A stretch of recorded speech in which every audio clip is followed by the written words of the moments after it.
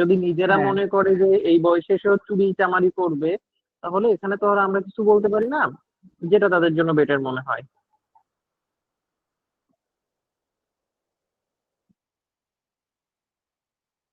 সে যতই হ্যাঁ brilliant student তাহলে না তো কেন, এটা হলে ভালো হয়। আমি বলি যে যে যতই ব্রিলিয়েন্ট স্টুডেন্ট হোক না কেন, 100 মধ্যে 100 পাবে।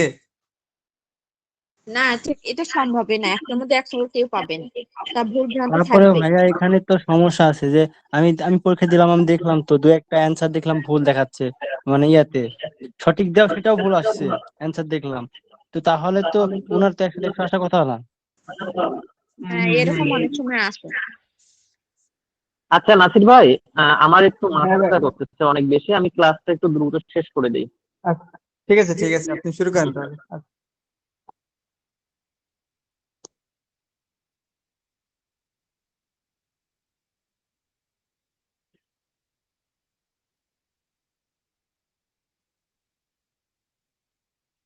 আমরা অর্থোপেডিক্স এর মোস্ট কমন যে কোশ্চেন গুলো আসে সেটা হচ্ছে অস্টিও আর্থ্রাইটিস এবং সেপটিক আর্থ্রাইটিস, এগুলো থেকে। এখন আমাদের অর্থোপেডিক্স এ যে আর্থ্রাইটিস যে টার্মিনোলজিটা রয়েছে, এইটা সম্পর্কে আমরা কতটুকু জানি?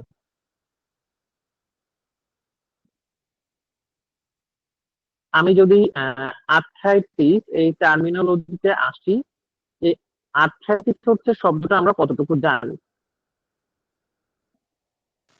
স্যার আর্থ্রাইটিস বলতে মানে পারবেন জয়েন্টের আর্থ্রাইটিস? ব্যথা। আর্থ্রাইটিস মানে জয়েন্টের ব্যথা, আর কেউ?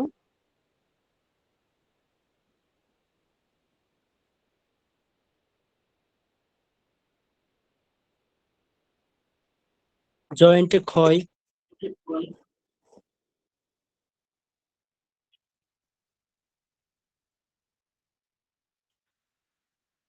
আর কেউ?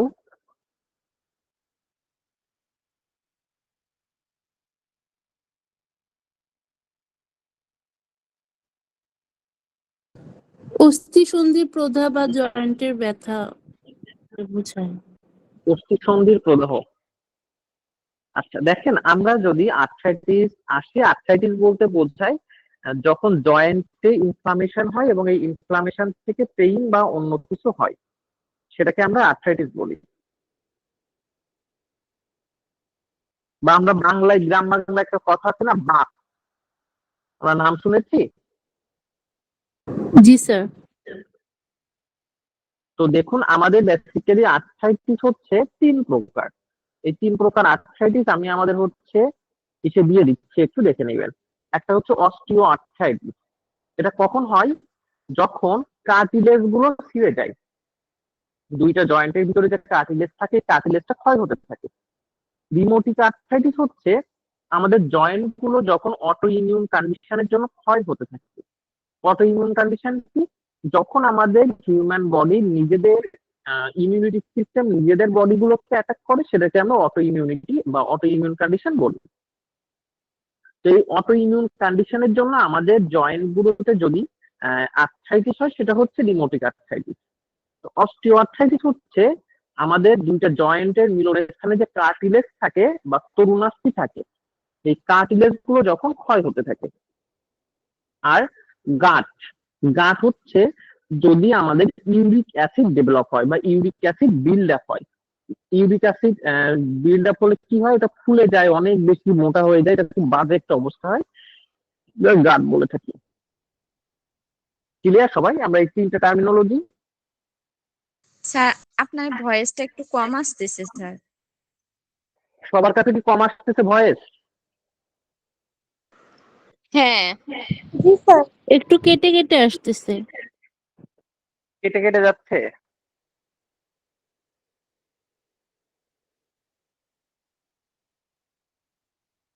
এখন কি ঠিক আছে ভয়েস? হ্যাঁ এখন ঠিক আছে। আচ্ছা, তো আমরা এই যে আর্থ্রাইটিস 3টা আমি দেখেন মেসেজ করে দিয়ে দিয়েছি, এটা একটু দেখে নিবেন। আমার ভয়েস কি এখন ক্লিয়ার আছে? জি স্যার। জি ক্লিয়ার আছে। আচ্ছা, তানজু ম্যাডাম আমার কথা শুনতে পাচ্ছেন? তানজু তৃষা? জি স্যার শুনতে পাচ্ছি।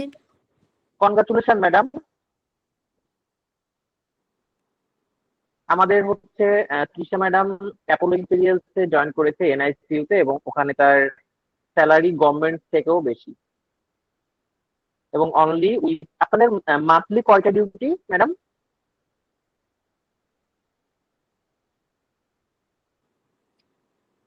মাসে 18টা ডিউটি এন্ড ছুটি হচ্ছে 13টা।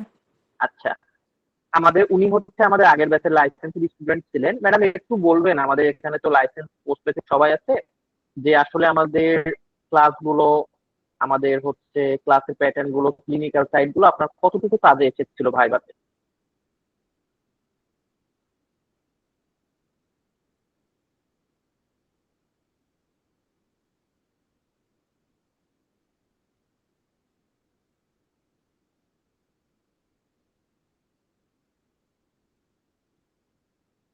শুনতে পাচ্ছেন আপনি কথা? শুনতে পাচ্ছি, আমি একটু ডিউটিতে, পরে কথা বলবো। আচ্ছা আচ্ছা, ঠিক আছে। আচ্ছা, আমরা হচ্ছে একটা সেমিনার অ্যারেঞ্জ করবো। আমাদের কিন্তু বিগত সালে যারা লাইসেন্স স্টুডেন্ট ছিল ওনারা অনেকেই খুব ভালো ভালো জায়গাতে আছে, আইসিডিডিআরবি তে আছে, দেন হচ্ছে আপনার আমেরিকান কোন একটা ফাউন্ডেশনে আছে, তারপর ইউনাইটেডে আছে। তো ওনাদেরকে নিয়ে আমরা একটা সেমিনার অ্যারেঞ্জ করবো, যে আপনারা কিভাবে প্রিপারেশন নিবেন, কিভাবে করবেন, এটা আপনার জানতে ইজি হবে। আচ্ছা, তো আমরা ক্লাসে চলে যাই। সেটা হচ্ছে অস্টিওমাইলাইটিস। অস্টিওমাইলাইটিস কাকে বলে আমরা এখন একটু দেখবো। অস্টিওমাইলাইটিস হচ্ছে একটা টার্ম যেটা আমরা ইউজ করি বেসিক্যালি বোনে যখন ইনফেকশন হয়, অর্থাৎ এই যে আমাদের বোনগুলোতে যখন ইনফেকশন হয়, এটাকে আমরা মেডিকেল টার্মে বলে থাকি অস্টিওমাইলাইটিস। এবং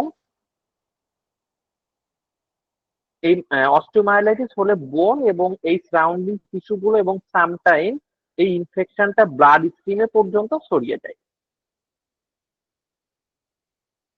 এখন আমরা দেখবো অস্টিওমাইলাইটিসটা কেন হয়। বেসিক্যালি এটা হয় ব্যাকটেরিয়াল ইনফেকশন এবং স্টাফাইলোকক্কাস অ্যারিয়াস ব্যাকটেরিয়ার জন্য। এবং এটা ছাড়াও আর কি কি কারণে হতে পারে, যখন কারো সার্জারি হয়।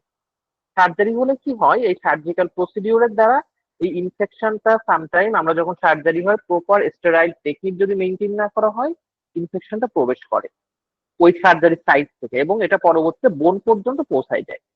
দেন কোনো ইনফেকশন কারো যদি ব্লাড স্ট্রিমে স্প্রেড হয়ে যায়, যেমন হচ্ছে ইউটিআর পরে ওই ইনফেকশনটা ব্লাডে চলে গেল, দেন সার্টেন টাইম ওই ব্লাড থেকে ইনফেকশনটা কিন্তু হচ্ছে আমাদের বোনে যায়, কন্টাজেনাস স্প্রেড।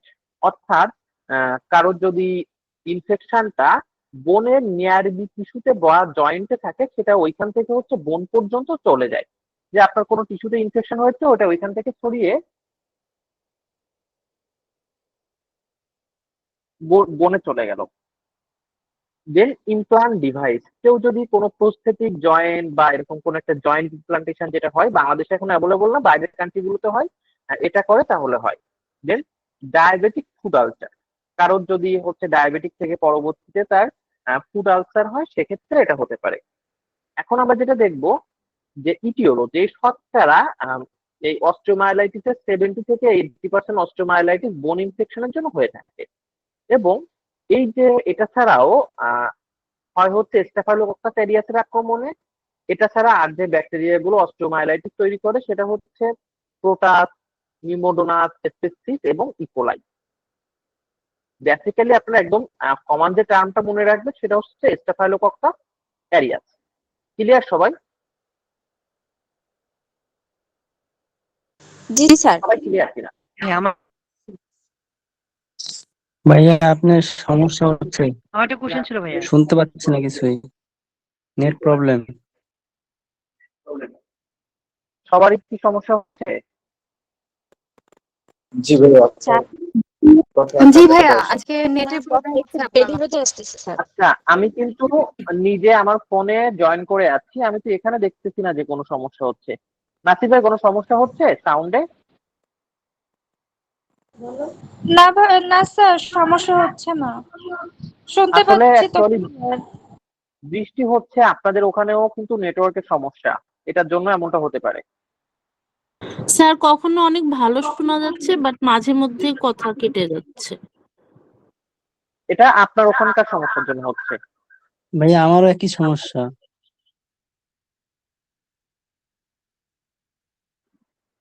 এই যে আমি ক্লাস নিচ্ছি, আমার এখানে ক্লিয়ার ভাবে শোনা যাচ্ছে। ভাইয়া এখন ঠিক আছে, হঠাৎ হঠাৎ প্রবলেমটা হচ্ছে।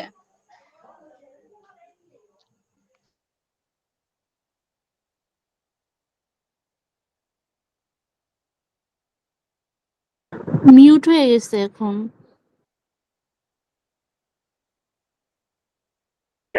আপনারা যেখানে আছেন ওখান থেকে নেটওয়ার্কের সমস্যা হচ্ছে।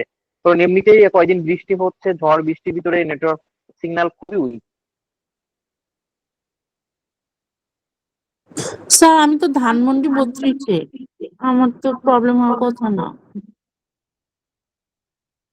আচ্ছা, দেখুন আমার এখানে নেটওয়ার্কের সমস্যা যেদিন থাকে আমি ওই দিন টোটালি ধানমন্ডি ক্লাস অফ 32-এ করি। তখন বৃষ্টি হইতেছে। আমি নিজেও ধানমন্ডি স্যার 32-এ এখন থাকি। আপনার কথা অনেক ক্লিয়ার আসতেছে, এখন সমস্যা হচ্ছে না। আচ্ছা, আমরা একটু দেখি এই অস্টিওমাইলাইটিস হলে কি কি সাইন সিমটম থাকে। সেটা হচ্ছে পেশেন্টের ফেভার থাকে, সোয়েলিং থাকে, যে জায়গায় ইনফেকশন হয়েছে ওই এরিয়াতে পেইন হয়, ফ্যাটিক থাকে এবং ম্যালাইস থাকে। এবং এই যে অস্টিওমাইলাইটিস যখন হয় অনেকটা হচ্ছে পায়ে ঠিক এরকম অবস্থা হয়ে যায়। এখন শোনা যাচ্ছে? জি স্যার, জি ক্লিয়ার স্যার। জি স্যার শোনা যাচ্ছে। আচ্ছা, এখন এখানে আমরা যে ক্লিয়ার। শোনা যাচ্ছে। ম্যালাইস দেখলাম, ম্যালাইস বলতে বোঝায় হচ্ছে হঠাৎ করে যখন ডিসকমফোর্ট ফিল হয়, খারাপ লাগে বা শরীর খারাপ লাগে আমরা বলি না, এটাকে আমরা মেডিকেল টার্মে বলি হচ্ছে ম্যালাইস। অর্থাৎ আপনি দেখবেন আপনি এখন কিছু করতে ভালো লাগতেছে না, খুব উইক লাগতেছে, শরীর খারাপ লাগতেছে, জ্বর জ্বর লাগতেছে, এই যে কন্ডিশন এটাকে বলা হয় ম্যালাইস। বুঝতে পেরেছেন? জি ভাইয়া।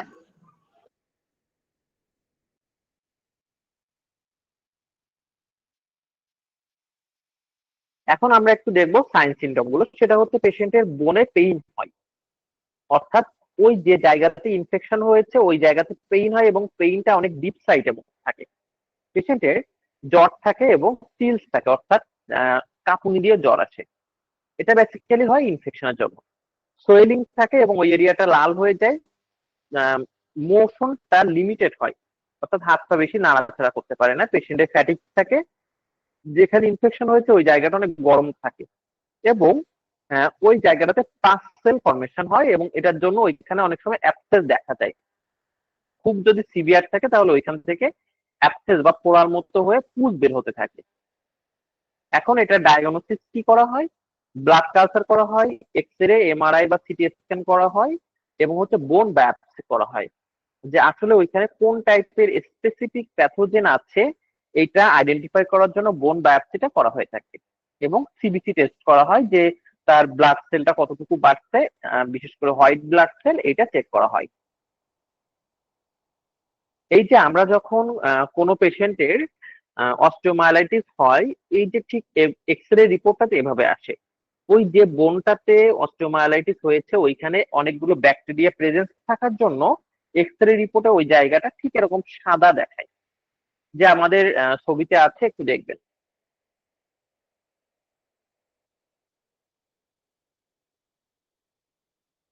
বুঝতে পেরেছেন? জি ভাইয়া। এখন আমরা দেখবো যে এটা ট্রিটমেন্ট আমরা কিভাবে করি। আমরা হচ্ছে পেশেন্টকে অ্যান্টিবায়োটিক দেই এবং সার্জিক্যাল ডেব্রিমেন্ট করি এবং সাপোর্টিভ কেয়ার দেওয়া হয়। সার্জিক্যাল ডেব্রিমেন্টটা কি? দেখুন, সার্জিক্যাল ডেব্রিমেন্ট মানে ঠিক যেখানে ইনফেকশনটা হয়েছে ওইখান থেকে টিস্যু গুলো এবং ওই যে পার্সেল গুলো থাকে এগুলোকে বের করে ফেলা হয়। ডেব্রি বলা হয় হচ্ছে কোনো কিছু খণ্ড অংশ। আর সার্জিক্যাল ডেব্রিমেন্ট মানে আমাদের পেশেন্টের যেখানে ইনফেকশনটা হয়েছে বোনে, ওর আশপাশের টিস্যু গুলো এবং ওইখানে যে পার্সেল গুলো ফর্মেশন হয়েছিল ওই পার্সেল গুলোকে ড্রেনেজ করে বা ড্রেন করে বাইরে বের করে দেওয়া হয় এবং পেশেন্টকে সাপোর্টিভ কেয়ার দেওয়া হয় পেইন ম্যানেজমেন্টের জন্য বা আদার সবকিছুর জন্য। এখন আমরা দেখবো কমপ্লিকেশন, যে পেশেন্টের কি কি জটিলতা দেখা দেয়। সেটা হচ্ছে ক্রনিক ইনফেকশন হয় এবং এই ইনফেকশনটা লং টাইম স্টে করে। বোন ডিফর্মিটি হয়, অর্থাৎ সামটাইম বোনটা অ্যাবনর্মাল শেপে চলে যায়। পেশেন্টের সেপ্টিসেমিয়া হয়, অর্থাৎ এই ইনফেকশনটা তার ব্লাডে ছড়িয়ে যায়। অ্যাম্পুটেশন, এবং খুব যদি সিভিয়ার হয়ে যায়, ওই অ্যাম্পুটেশন বলতে বোঝায় হাত বা পা কিছু একটা কেটে ফেলা। তো যেখানে ইনফেকশন হয় ওই জায়গাটা কেটে ফেলা হয়। এবং এখন দেখবো প্রিভেনশন, যে আমরা এটা কিভাবে প্রিভেনশন করতে পারি। সেটা হচ্ছে treatment, infection, home treatment of infection, অর্থাৎ আমরা ইনফেকশনের ট্রিটমেন্ট করে প্রপার উন্ড কেয়ার দিয়ে, এবং যদি পেশেন্টের ডায়াবেটিক থাকে তাহলে তাকে ফুড কেয়ার দিতে হয় প্রপার ভাবে। এখন এখানে আমাদের এমসিকিউ গুলো আছে, একটু আপনারা জাস্ট দেখে নিবেন, আমরা একটু আজকে ক্লাসটা দ্রুত শেষ করে দিব।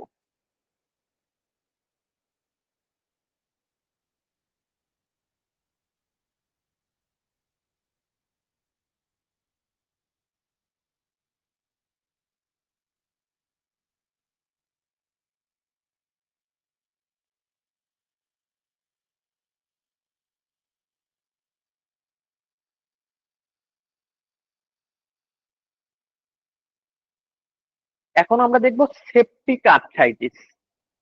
সেপটিক আর্থ্রাইটিসটা কাকে বলে? আমরা অস্টিও আর্থ্রাইটিস দেখেছি কি, সরি অস্টিওম্যালাইটিস কি দেখেছি, যখন কোনো পেশেন্টের বোনে ইনফেকশন হয়। আর সেপটিক আর্থ্রাইটিস হচ্ছে যখন কারো জয়েন্টে, অর্থাৎ দুইটা হাড়ের মিলন স্থল কোনো একটা জয়েন্টে যদি ইনফেকশন হয়, সেটাকে আমরা সেপটিক আর্থ্রাইটিস বলে থাকি। এবং এই ইনফেকশনটা ব্যাকটেরিয়াল, ভাইরাল বা ফাঙ্গাল ইনফেকশন হয়ে থাকে। তো এটা কেন হয়? সেটা হচ্ছে ব্যাকটেরিয়ার জন্য হয়ে থাকে, স্পেশালি স্টেফাইলোকক্কাস অ্যারিয়াসের জন্য। যেন হচ্ছে হেমাটোজোনিয়াস স্প্যারেট, অর্থাৎ যদি কারোর কোনো একটা জয়েন্টে বা কোথাও ইনফেকশন থাকে রক্তে, ওই ইনফেকশনটা জয়েন্টে পৌঁছায় যায়। জয়েন্টে যদি কোনো মেডিকেল প্রসিডিউর করা হয়ে থাকে, এবং সেই মেডিকেল প্রসিডিউর করার সময় যদি কন্টামিনেশন থাকে, অর্থাৎ প্রপার ভাবে স্টেরাইল না করা হয় পেশেন্টের জয়েন্ট সার্জারির সময়, এবং স্কিন ইনফেকশন যদি থাকে, অর্থাৎ পেশেন্টের সিভিয়ার স্কিন ইনফেকশনও রয়েছে, ওই স্কিন ইনফেকশনটা ওখান থেকে ছড়িয়ে তার জয়েন্টে চলে গেল। ডায়াগনস্টিক টেস্ট হচ্ছে জয়েন্ট অ্যাসপাইরেশন করা হয়, অর্থাৎ জয়েন্ট থেকে যে সাইনোভিয়াল ফ্লুইড আছে, ওই ফ্লুইডটা সিরিঞ্জ দিয়ে টেনে বের করে ওটা টেস্ট করে দেখা হয় যে ওখানে কি কি ব্যাকটেরিয়া আছে।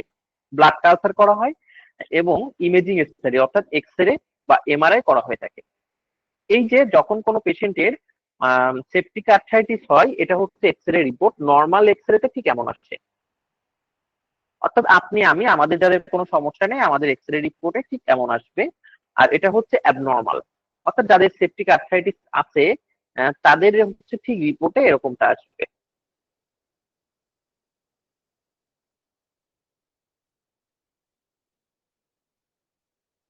স্যার স্ক্রিন তো দেখা যাচ্ছে না।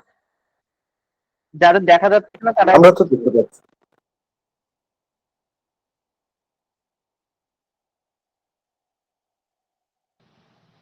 আমার এখানে দেখা যাচ্ছে। আমার এখানেও দেখা যাচ্ছে, কোনো প্রবলেম হচ্ছে না তো। ভাই সবাই দেখতে পাচ্ছে, যাদের আপনার নেট প্রবলেম তারা দেখতে পাচ্ছে না। যার নেট প্রবলেম সে ডাটা ক্লিয়ার করে আবার ওয়াইফাই বন্ধ করে এমবি চালু করেন, তাহলে দেখবেন যে ঠিক হয়ে গেছে।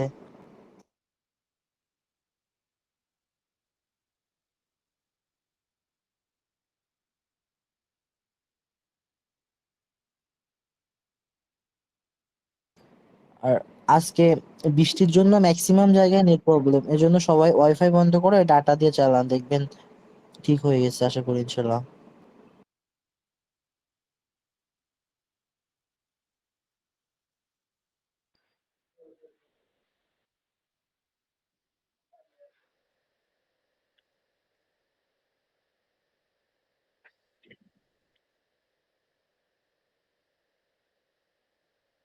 আচ্ছা, আমরা এখন দেখবো যে আমরা এটার কি কি ট্রিটমেন্ট দেই। সেটা হচ্ছে পেশেন্টের জয়েন্ট অ্যাসপাইরেশন করা হয় এবং লিভেজ দেওয়া হয়, অর্থাৎ ওই জয়েন্ট থেকে সিরিঞ্জ দিয়ে টেনে ওই ফ্লুইড গুলো বের করে ফেলা হয়।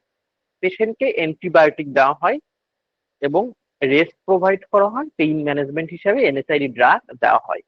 এবং এখানে আমরা অ্যাজ এ নার্স হিসাবে কি কি ম্যানেজমেন্ট করে থাকি? পেশেন্টকে অ্যান্টিবায়োটিক দেওয়া, পেইন ম্যানেজমেন্ট, মনিটর করা হয় ভাইটাল সাইন, এবং জয়েন্ট অ্যাসপাইরেশন করা হয় যদি দরকার থাকে। এবং পেশেন্টের যে কমপ্লিকেশন গুলো দেখা যায় সেটা হচ্ছে জয়েন্ট ড্যামেজ হয়ে যায়। যদি এই ইনফেকশনটা অনেক লং টার্ম থাকে তাহলে সেটা হচ্ছে পেশেন্টের জয়েন্টে যদি এই লং টার্ম এই ইনফেকশনটা থাকে তাহলে জয়েন্টটা আস্তে আস্তে ড্যামেজ হতে থাকে, ক্রনিক আর্থ্রাইটিস দেখা যায়, অর্থাৎ এই আর্থ্রাইটিসটা পরপর আরো বেশি খারাপ হয়ে যায়, সিস্টেমেটিক স্প্যারেড হয়, অর্থাৎ এই ইনফেকশনটা পরবর্তীতে ওইখান থেকে অন্য অন্য অর্গানগুলোতে ছড়িয়ে যায়। প্রিভেনশন হিসেবে আমরা কি করতে পারি, ট্রিটমেন্টটা প্রোভাইড করতে পারি ইনফেকশনের জন্য, এবং হচ্ছে গুড হাইজিন মেনটেন করব, এবং যখন আমরা বিভিন্ন মেডিকেল প্রসিডিউর করব, এবং আমরা ক্রনিক কন্ডিশন থাকলে সেটা ওইভাবে ম্যানেজ করব। তো আমার অ্যাকচুয়ালি প্রচন্ড মাথা ব্যথা করছে, আমার মাইগ্রেনের সমস্যা একটু বাড়ছে, এজন্য আমি আজকের ক্লাসটা এখানে শেষ করছি। আমি আশা করছি আগামীকাল আমি আরেকটা ক্লাস দেবো যদি আমি সুস্থ থাকি। জি ভাইয়া, ঠিক আছে। এই পর্যন্ত আপনাদের কারো কোনো সমস্যা আছে? আমি লেকচার শিট গুলো দিয়ে দিয়েছি, ওখান থেকে একটু দেখে নিবেন। আচ্ছা ঠিক আছে, কোনো সমস্যা নেই। কোনো সমস্যা নেই স্যার, আমরা লেকচার শিটটা আগে একদিন পড়লে পরের দিন ক্লাস নিলে তখন ভালো হবে আরো।